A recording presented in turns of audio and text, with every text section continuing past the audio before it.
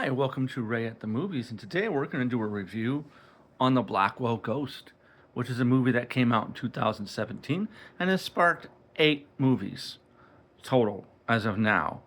I don't know if he's going to be doing any more, but there's 8 movies, and they have them on. You can find them easily on Amazon, and the first one is actually free if you have Amazon Prime. I saw this movie a few years back, and it really intrigued me, and I really liked it. And the whole premise of the movie is this director, uh, the fact the guy that directs this movie actually stars as himself. And it's interesting. So the whole premise of the movie is the guy used to live in California. He was a director that did zombie movies and stuff, and he ends up moving to his hometown, and he decides he wants to do a documentary proving that ghosts exist. He gets in, he just by watching a video that he saw online, and he contacts the guy to talk to him, and they even agree to him to go down there and meet with him. But the guy basically ghosts him. Ends up deciding that he doesn't want to be a part of the video or the documentary. So it then stops and takes place 2 years later, where he gets an email video from a guy who reaches out to him, showing a video of a paranormal event that happened in his house. He then contacts him, and him and his wife fly down there and interview and talk to him. He takes him around the house and talks a little bit about the experiences of the hauntings that happen and everything, and how often they happen. And then they go back home, and then a few days later, he gets an email from the guy saying that if they want, they can stay there for a few days to document anything that might happen there. So they go down there, and at first, they don't seem to see anything that happens. But soon things start to happen, paranormal things start to happen, and he soon starts to regret his decision on trying to prove ghosts are real. It is a really fun movie, very cleverly done. It's so well done. The director does such a good job that you almost, if you didn't look it up, you would almost think it was a true story, that it was real, because it really plays that way. It doesn't feel fake or phony. It really seems real, and it even helps that he's playing himself. Um, and the movie takes the house that they go to takes place in Kentucky. It says Pennsylvania, but it's actually Kentucky where it takes place.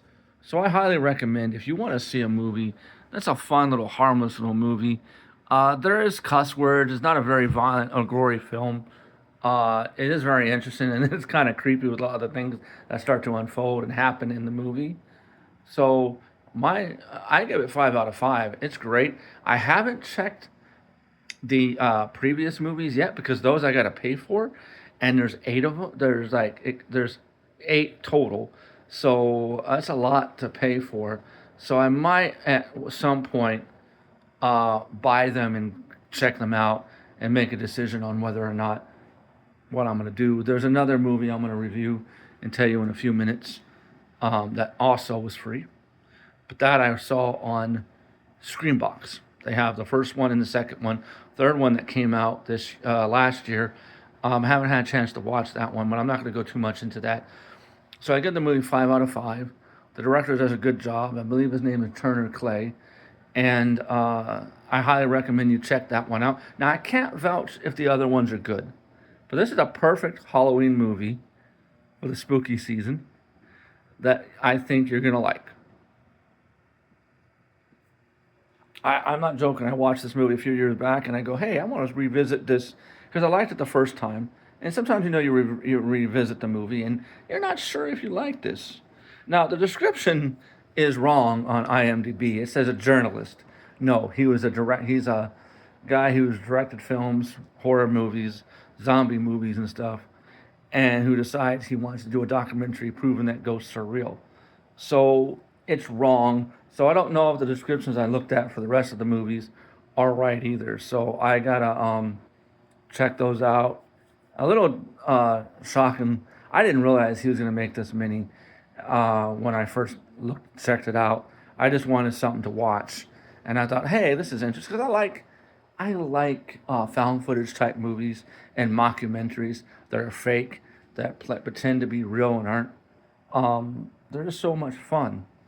And it's not that many people in the movie. It's only 3 people total that are in the movie. There's the guy and his wife, and the person that he goes to see and he talks to. So it's a very small minimum cast. And there's no CGI in this. The special effects, how he does this is clever. Someone did point out some stuff in the spoiler, but you know what? It's nitpicking. Who cares? It's a movie that's entertaining. It draws you in, and you actually, if you didn't look it up, thinks it was good.